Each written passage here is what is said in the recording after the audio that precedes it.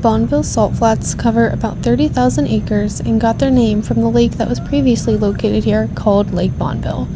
About 14,500 years ago, the lake dried up and evaporated, only leaving behind large amounts of salt deposits and also some other minerals.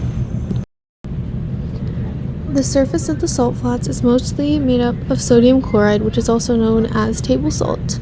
Along with sodium chloride, there is also small traces of potassium, magnesium, and lithium. In the underlying layers, there's also clay and silt that was deposited by the ancient lake, as I talked about earlier.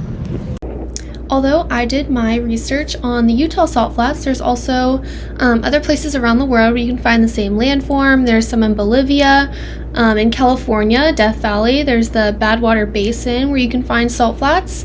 There's some in Chile, Australia, as well as Ethiopia. As you can see in the image above, the salt flats dry down with some cool polygon-like shapes to them. This is because of thermal contraction, so similar to the way that mud dries down and has cracks to it, it's the same thing with these salt flats.